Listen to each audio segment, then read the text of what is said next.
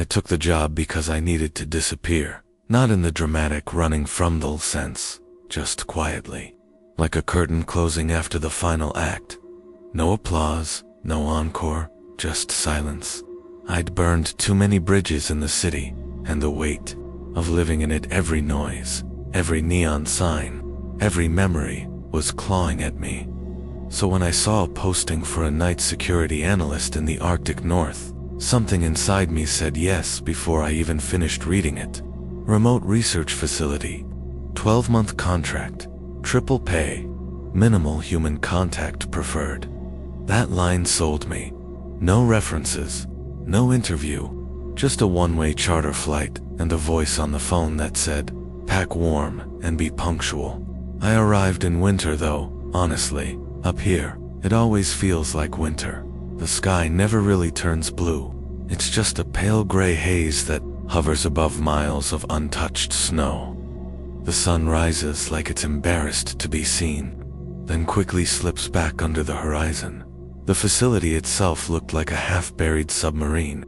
Steel walls, no windows, just a few antennas and satellite dishes poking into the sky like broken fingers. It's the kind of place that's always humming low constant, like the world itself is holding its breath. Inside, everything smelled like disinfectant and metal. I was greeted by a woman named Verolder, professional, clipboard glued to her hand. Her eyes scanned me like I was a product on a conveyor belt. No luggage, just what I'm wearing, I said. She nodded like that was a correct answer. They gave me a room barely big enough for a bed and a desk. The walls were lined with gray foam panels, soundproofed. I didn't ask why.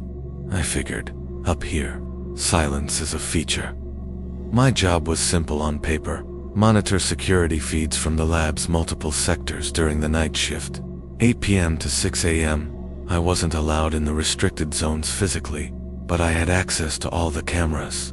There were dozens, some in hallways, others in labs, mechanical bays, even deep storage tunnels. Everything else, they said, would be explained in the orientation protocol. I didn't ask questions, didn't care, really. All I wanted was solitude, a stable paycheck, and something to stare at that wasn't my own guilt. The first few nights were uneventful. The building creaked like an old ship, and the wind howled against the vents, but nothing moved. The cameras showed nothing but sterile hallways, sealed labs, humming machinery. Except one. Camera 6-F. It was different. It didn't match the grid layout like the rest. The room it showed wasn't on any of the schematics. At first I assumed it was a test feed or an error, but it wasn't static. The image was dim and flickering, but real.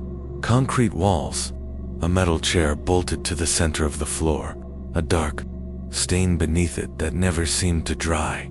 I didn't mention it to Vera. I wasn't even sure I was supposed to be seeing it. I just kept watching.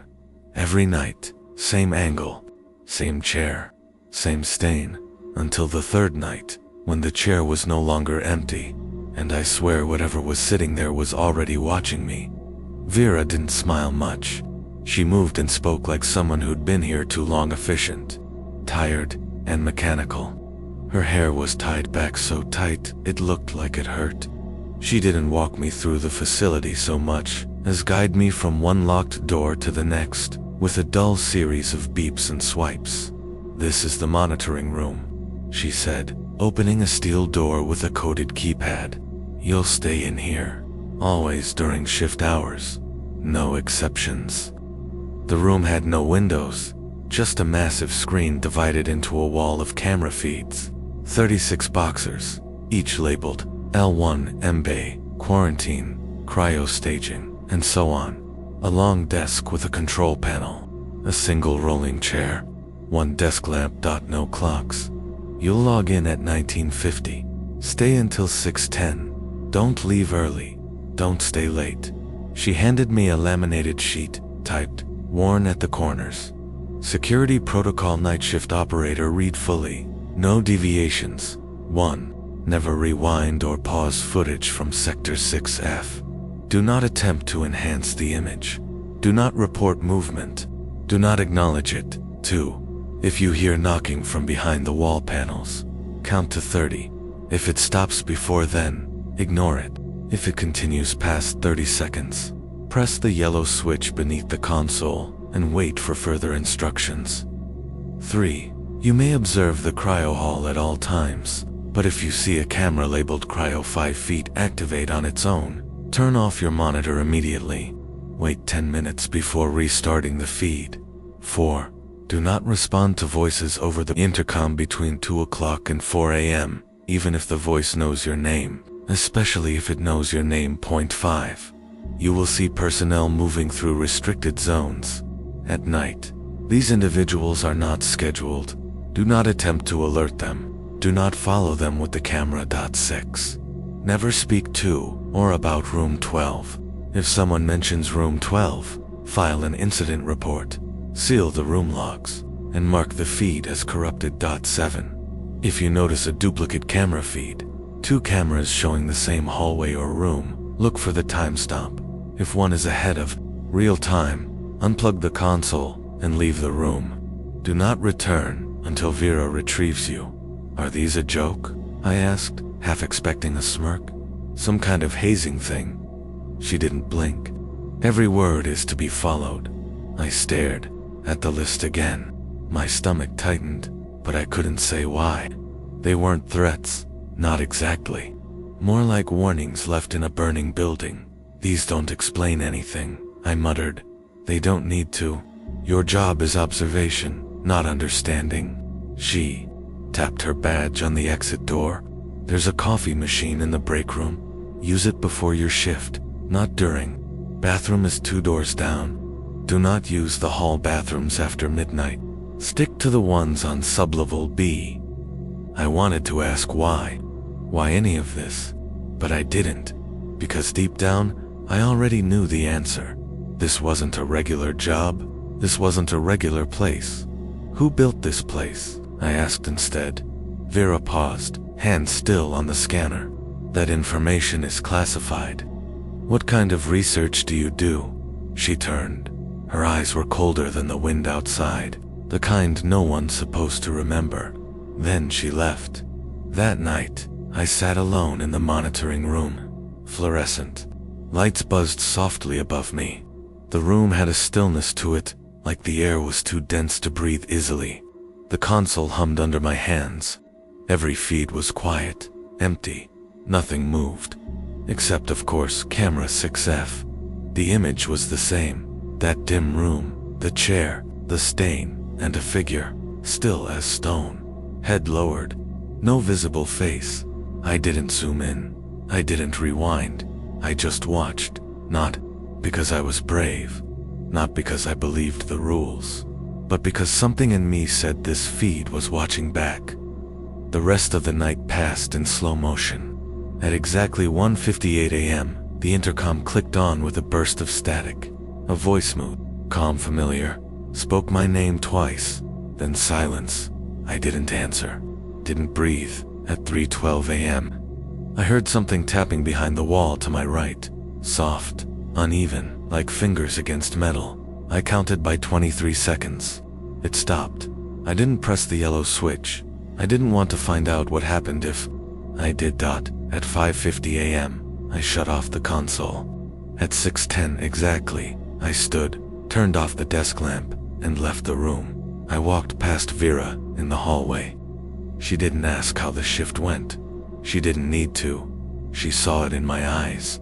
That look you only get after you realize the place you've come to for PCs, already watching for the cracks.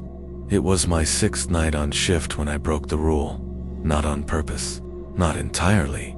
I'd been staring at the feeds for hours. Every corridor, every lab, still and quiet. Occasionally a light would flicker in sublevel D, but that was normal. Wiring up here was sensitive to cold. That's what I told myself I was. Sipping instant coffee when I noticed it. Camera 6-F. The figure in the chariot was leaning forward, only slightly, head tilted. Not enough to trigger an alarm, but enough to make me feel like it had moved. The kind of subtle change you don't notice until It's already been watching you for too long. I stared at the screen for several minutes, my mug frozen in my hand. The room on 6F was darker than usual, grainy, no sound of course, but I could feel something. I should have looked away, but I did instead. I reached for the console and instinctively hovered over the control wheel. One tiny scroll up would sharpen the image, just a little, just to see. I didn't even realize what I was doing until I felt the click. Zoom, x 1.5. My heart skipped. The screen adjusted slightly. The pixels reformed. The figure was facing the camera. Now, still sitting, still motionless, but now turned. Its head was tilted up, revealing the suggestion of a face. But it wasn't a face. Not really, just the outline of where one should be. Empty sockets. No nose, a mouth stretched too wide and too still. It looked carved, stuck between human and mannequin, and worse, its arms were now unstrapped. I hadn't noticed restraints before. Now they dangled off the chair, swinging ever so slightly. I moved to zoom back out, correct my mistake when a small red triangle appeared on the console. Rule. Violation. Feed enhanced Sector 6F. The screen flickered, just once, then everything went. Black dot, all 36 feeds gone. The lights in the monitoring room buzzed, then dimmed to half power. The hum of the console grew louder, vibrating through the desk and into my bones. For maybe 10 seconds, I sat in the dark, paralyzed. Then one by one, the screens rebooted, feed by feed, room by room. All returning to normal. All except 6F. That one remained dark. No signal. The overlay read. I waited. 5 minutes. 10. Still. Nothing. At 6:10, I left the room. Vera wasn't in the hall this time. I slept poorly, if at all. Every time I closed my eyes, I saw that face or the suggestion of it. That mouth too wide. That stare that wasn't quite a stare. When I woke in the evening, I checked my room's console. Still no feed from 6F. I half hoped it was gone for good. That night, I reported to the monitoring room early. The console lights flickered on like nothing had happened. No error logs, no system warnings. Except one thing had changed. Camera 6F was back. The feed had returned. Same angle. Same room. Only now the chair was empty. No figure, no stain. Just cold, silent concrete. I stared at it for over an hour. Something had changed. I knew it. And then, at exactly 2:13 a.m., the intercom clicked on again. Same voice as before. But this time, it didn't say my name. It only whispered one word. Closer. After that night, I stopped drinking coffee. I wanted my hands steady, my mind clear. I didn't want to slip again. Camera 6F behaved for the next 2 nights. The room was still empty. The stain on the floor had returned but lighter now, as if fading. I wondered if it was real, or if the feed was decaying, losing definition. Either way, I didn't touch the controls. I didn't zoom. I didn't blink longer than I had to. But the facility didn't care about caution. It just waited for new cracks to open. It was night 9. When I heard it faint knocking behind the wall panel to my right. At first I thought it was the ventilation system pipes contracting from the cold. But the rhythm was too human. Tap, tap, tap, tap, pause, tap. My stomach sank. Rule 2. If you hear knocking from behind the wall panels, count to 30. If it stops before then, ignore it. If it continues, press the yellow switch. I stared at the wall. The sound continued. Soft, intentional, like fingertips brushing steel. I started counting in my head. 1, 2, 3. The lights above the console buzzed again, dimming slightly. 4, 5. The knocks grew louder. Still not frantic, just insistent. Measured. 12, 13. A strange pressure filled the room, like the air was thickening, resisting breath. 20, 21. Still knocking. I reached under the console.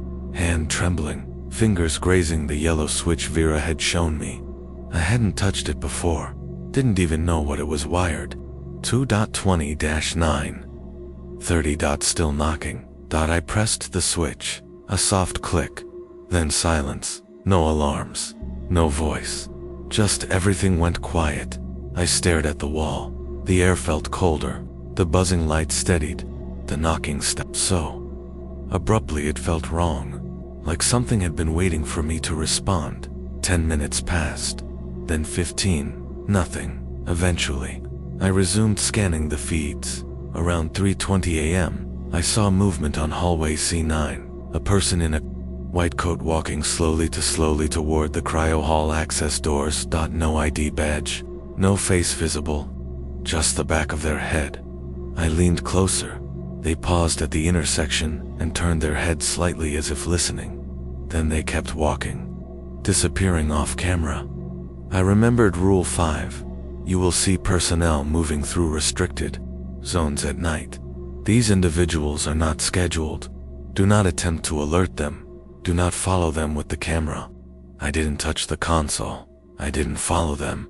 But my eyes lingered. I stared at that hallway feed for nearly half an hour. Nothing returned. When I finally pulled myself away, I checked the cryo hall feeds again. All normal, except now, Cryo 5 was online. I froze. I hadn't activated it. No system log said it had been triggered, but it was on, glowing red, and the feed showed nothing. Just a sealed chamber, a curved cryopod in the center, except the pod's glass was fogged from the inside. I turned off the monitor without hesitation. Rule 3. If you see a camera labeled Cryo 5 activate on its own, turn off your monitor immediately. I turned it off, and I waited 10 minutes. Exactly. When I turned the monitor back on, Cryo 5 was dark again, offline, as if it had never happened. But the condensation on the inside of the pod, glass that stayed with me, that meant something had breathed inside, and I had nearly seen its face. I told myself I wouldn't go looking, that I'd follow the rules, keep my head down, and count the nights until the contract ended. But curiosity isn't a crack, it's a tide. It doesn't stop just because the walls are thick. 2 nights after Cryo 5 came online, Vera didn't show up at shift change. Instead, a slip of paper had been slid under my door. A printed schedule with my shift time circled and one short note beneath it. Do not speak to anyone during today's cycle. That was it. No explanation. No contact. At first I thought maybe something had happened. Internal drill or security breach. But the halls were empty. Silent. Even the air felt evacuated. During my shift, the feeds were mostly calm. Even 6F remained offline. Its window on the console was a frozen still. Nitrogen monoxide signal. I tried not to stare at it. But sometime around 3 a.m., a motion alert flashed on Feed Archive 47, a tab I hadn't seen before. Normally, alerts were yellow or orange. This one was pale blue, quiet, almost gentle. The feed ID didn't match any sector, no times, no camera number. Just a folder icon marked Employee 04. I hesitated. Clicked. The screen flashed, then loaded a grainy recording night vision, flickering slightly. The angle showed this same monitoring room. Years ago, dustier, smaller. The desk was scratched. Coffee rings stained the edges. But it was unmistakably this room. Sitting in the chair was a man in a security uniform. Pale, thin, nervous eyes. He didn't know he was being recorded. He kept muttering to himself, looking over his shoulder every few minutes. I turned up the volume. The feed crackled. Then the audio cleared. Don't think it's watching anymore. Not since I burned the list. But maybe that's worse. He stood suddenly, pacing in the frame. I didn't mean to follow the figure. I just thought it was someone lost. Someone alive. He stopped, turning to look directly into the camera. But in the recording, there was no camera in that position. Nothing to see. He shouldn't have known where to look. His eyes locked with mine, even through the recording, and he whispered, "Camera 6F is not part of the building." I froze. He leaned in, whispering more frantically now. "Don't you get it? There's no room, no access point. It's not on the schematics, because it isn't here. It's there." The feed cut out. Static, then returned again, this time showing a hallway and familiar, narrow, lined with numbered doors, white paint peeling from the walls, a single overhead bulb swinging slowly. The figure from 6F stood at the far end, now moving, no longer sitting. The image pulsed with static as it stepped forward, frame by frame. The closer it got, the more the footage degraded. Then right before the image shattered, I saw something else, a clipboard, held in its hand, same sheet Vera had given me. The rule list, but this one had 8 rules, and the 8th was circled in red. I paused the feed, zoomed in on the still frame, pixel by pixel. The rule read, "If you begin to see your own shift through another camera, do not look directly at yourself. If you make eye contact, you become the observer." I backed away from the console, heart pounding. Had I ever seen myself on another feed? Had I ever glanced by accident? I began searching the folders. A new section had appeared, redacted. Phase 1. Inside were logs, dozens of them. Internal memos, incident reports, audio transcripts. Most were corrupted, but a few played clearly. Log 03. Researcher, Harlan, subject D for interaction subject, began speaking in reverse syntax after 30 hours of exposure. When isolated, the subject reported dreams of another self, one that existed beyond the facility, one behind glass. Log 07. Maintenance room 12. We removed the door, but the room keeps showing up on internal mapping. Personnel report hearing names whispered in that corridor. Names that don't exist in employee records. Log 12. Final transmission. Dr. Levins, I don't know if the entity was created or invited, but we didn't bind it. We mirrored it.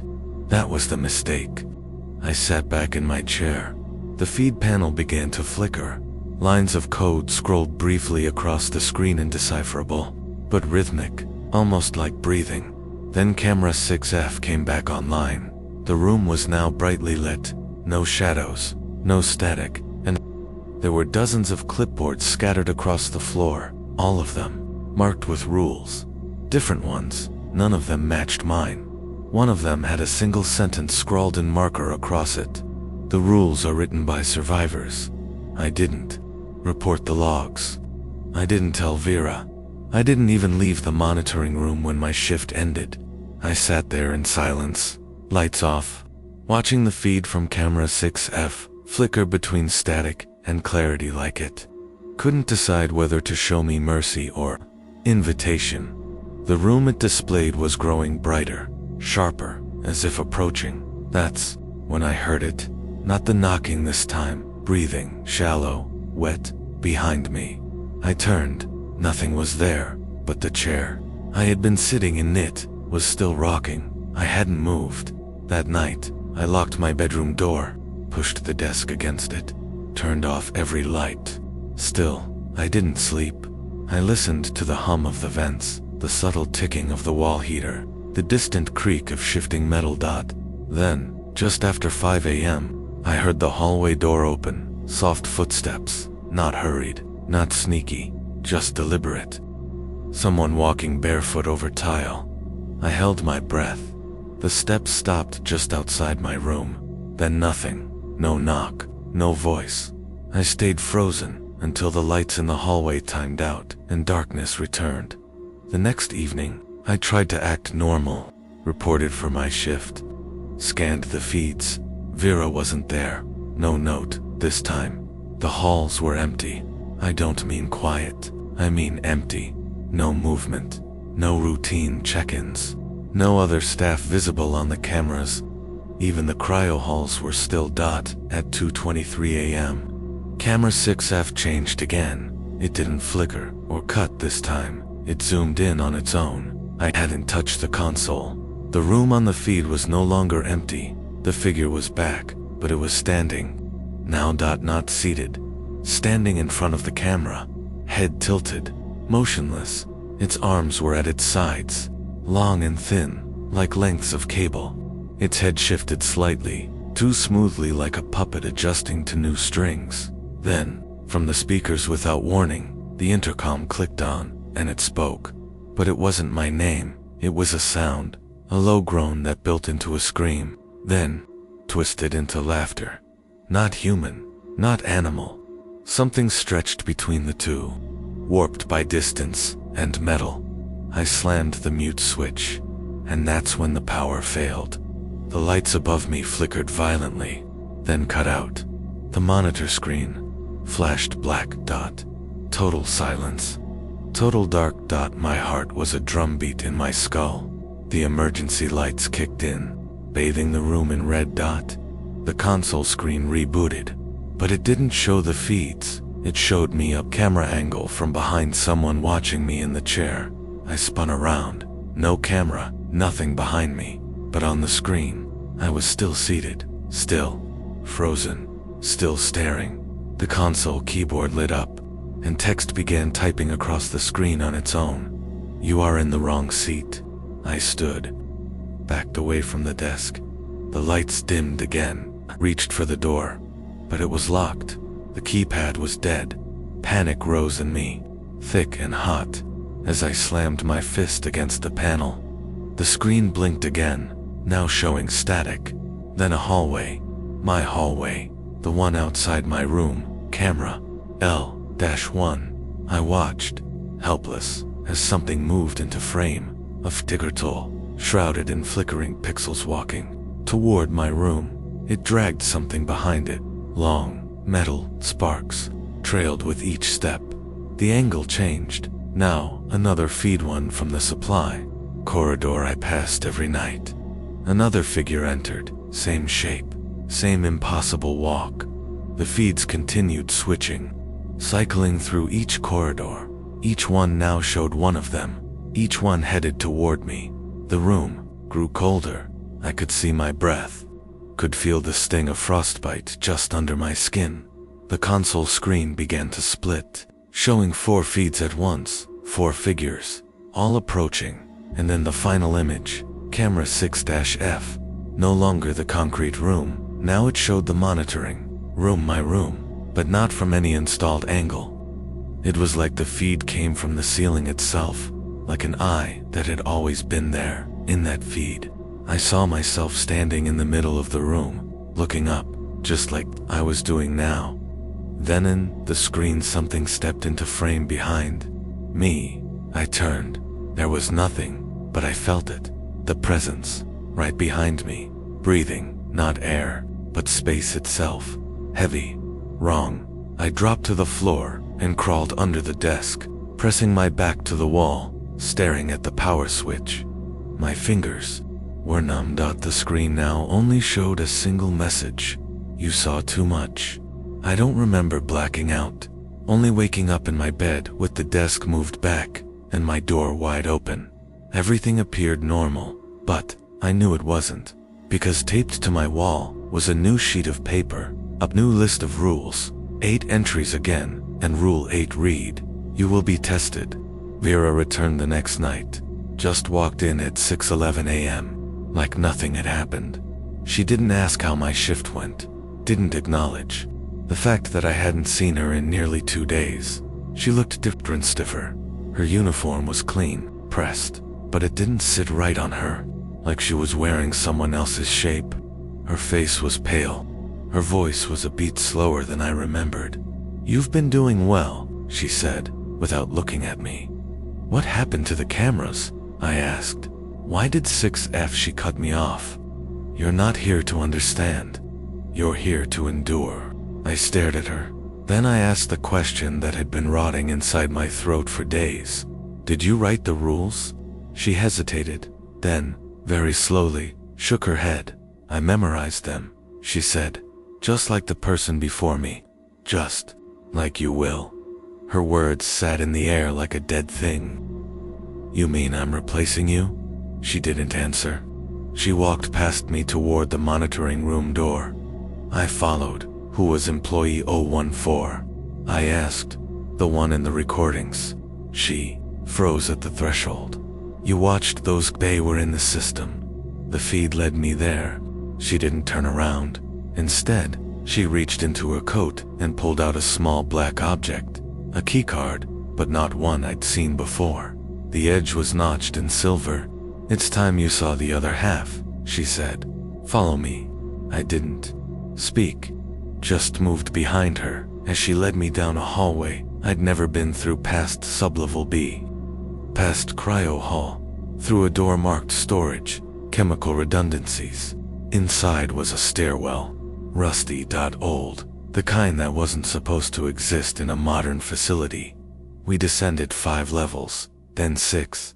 At the 7th landing, she stopped at a door with no markings, just a keypad and a blood-stained handle.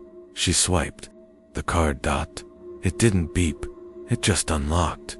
Inside was silence. And cold, but not the sterile cold of cryo. Storage, no. This was deep cold, ancient. The room was empty except for a table in the center. On it, a single object, a reel-to-reel audio recorder. Vera walked to it and pressed play. The tape hissed. Then a voice crackled through. Older male. Tired. Phase 1 failed. Phase 2 never activated. But the mirroring continues. The entity adapts, learns, becomes. It mimics those who survive it. It takes their faces, their habits, their rules. Silence, then more. If you're hearing this, you've seen it. You've broken at least one rule. That means it knows your pattern, your breath, your footsteps. It will wear you next. Click, tape ends. I turned to Vera. What is it? I whispered. She didn't move, didn't answer, and slowly she smiled. But the smile didn't match her. Eyes did stretched too wide, too slow, exactly like the figure in 6F. I backed away. Vera, I asked. She took one step forward. The lights flickered overhead. Then her voice spoke behind me, from the stairwell. Don't trust her. I turned. Another Vera stood there, bruised, limping, covered in dust, her face terrified. She's not me, she said. The one near the recorder lunged. I ran, up the stairs, past doors I didn't remember, chased by footfalls that didn't echo right behind me. The sound split 2 sets of footsteps now, then 3. One of them was mimicking mine perfectly. I didn't stop until I slammed into the monitoring room and locked the door inside. The console was on. Every feed had gone black, except one. Camera 6-F, now showing the table I'd just seen. The tape recorder, still spinning. And standing beside it, the thing, wearing Vera's face, waving at the camera, waving at me. I didn't leave the monitoring room for hours. I kept the door locked. Chair braced under the handle, the yellow emergency switch pressed and held. The feeds showed nothing now. No movement, no staff, no veritor of them. But camera 6F remained active, and it had changed again. Now it showed me same room, same angle. But the timestamp was ahead by 7 minutes. I remembered Rule 7. If you notice a duplicate camera feed, look for the timestamp. If one is ahead of real time, unplug the console and leave the room. Do not return until Vera retrieves you. But Vera wasn't coming. Not the real one. Not anymore. The feed ticked forward, frame by frame. 7 minutes in the future, I watched myself standing, walking toward the console, reaching for something under the desk. Then my future self looked straight into the camera and smiled. That smile, too wide, too slow. I ripped the power cord from the console. The entire system went dark. The hum died. Only silence remained. I stood in that dark, humming space, heart pounding, ears ringing, then dash knocking from the door behind me, soft at first, then louder, then help me. A voice. My voice. I backed away. Whoever were, whatever. was outside had mimicked me down to the breath. I couldn't risk the hallway. I remembered something real Vera had once said, before she disappeared. There's a hatch. Back up. Access sublevel B, near the mechanical bay. Emergency use only. I'd seen it once on a camera feed. It led outside to the snow, to freedom, or whatever counted as freedom up here. I made my move, cracked the door open, and darted down the corridor. The facility was dead. Lights dimmed, sirens off. Emergency panels flickering like candles about to go out. I ran past the cryo hall. Something moved inside. CRYO-5. A hand. Just fingertips brushing the inside of the fogged glass. I didn't stop, didn't look. The hatch was smaller than I remembered, half frozen shut, covered in frost and dust. It took everything. I had to wrench the lever down and slam it open. Arctic air rushed in like a scream. I climbed out. Snow and wind tore at my skin immediately, but I kept crawling. The facility disappeared behind me as I ran toward the edge of the ridge where the emergency tower stood. Inside, there was a backup generator and a transmission relay. If I could power it up just long enough, I could send a warning. I could tell the world what this place really was. I broke the lock with a rusted wrench, slammed the tower door shut, and lit the emergency panel. Low power, enough for one transmission. No video, just text. I typed as fast as I could. Research station, 112 read. Do not approach.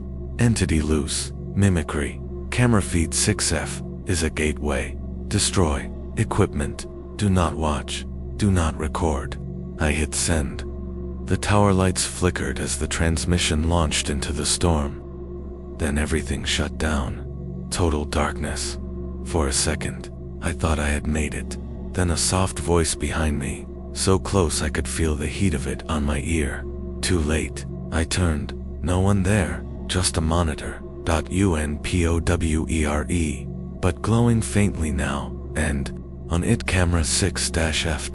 Showing the inside of the tower, and a figure standing exactly where I stood, watching me, smiling. The smile didn't fade. I don't remember leaving the tower. Don't remember walking back into the cold, or crossing the ice-blind fields. But I woke up in the monitoring room, not outside, not dead, just back where I started. Same hum, same stale air, same console glowing in the dark. I checked the date on the system clock. It hadn't changed. Still the same night.